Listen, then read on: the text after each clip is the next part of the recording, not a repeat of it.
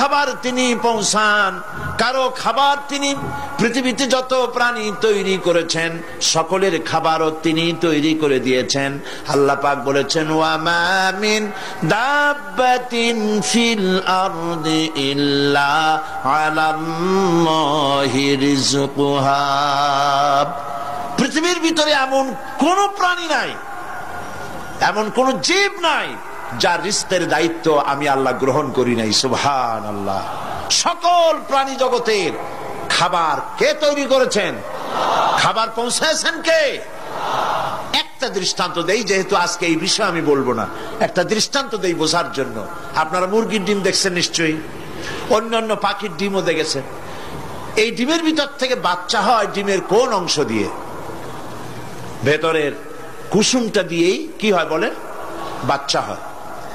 বাচ্চা যখন ডিমের ভিতরে হলো তখন তার প্রাণ আসছে। এই প্রাণ আসার পর, প্রাণ আসার সাথে সাথে বাচ্চার ক্ষুধার উদ্রেক হয়েছে। খাবেটা কি?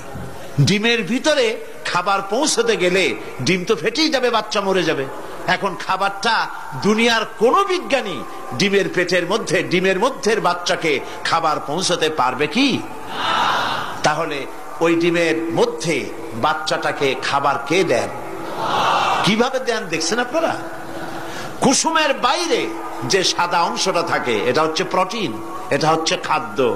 যতদিন এই বাচ্চাটা কুসুমের ভিতর থেকে বাচ্চায় পরিণত হয়ে যতদিন ডিমের মধ্যে থাকা লাগবে, 18 দিন বা 19 দিন, যতদিন থাকা লাগবে ততদিনের খাদ্য ওর চতুর্পাশে রেখে দেওয়া হয়েছে। সবটুকুন খেয়ে খেয়ে যেদিন তার সবটা সাদা অংশ খাওয়া হয়ে গেল তখন ঠোঁট দিয়ে পাতলা পর্দাকে ফাটায় দিয়া পৃথিবীর মাঝে বেরিয়ে আসে। এই বাচ্চাটির খাবার কে দিয়েছে? আল্লাহ পাক। সমস্ত প্রাণীর খাদ্য তিনি পৌঁছে দিয়েছেন, কোন জিনিস তিনি বাকি রাখেন নাই। আল্লাহকে বিশ্বাস করতে হবে, তিনি রাজ্জাক, তিনি খালেক, তিনি রব, তিনি স্রষ্টা। এই আল্লাহ পাকের যে 99টি নাম আছে সমস্ত নাম হচ্ছে গুণবাচক নাম। এই গুণবাচক নাম দিয়ে তার গুণ সহকারে তাকে বিশ্বাস করতে হবে। গেল 2 নম্বর।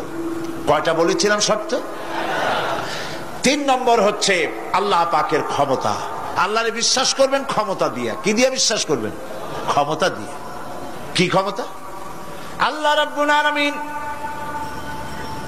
তার ক্ষমতা হচ্ছে দিনকে রাত বানাতে পারেন, রাতকে দিন বানাতে পারেন, সাগরকে নগর বানাতে পারেন, নগরকে সাগর বানায় দিতে পারেন, পথের মানুষ ধরে, রাস্তার মানুষ ধরে প্রেসিডেন্ট বানায় দিতে পারেন।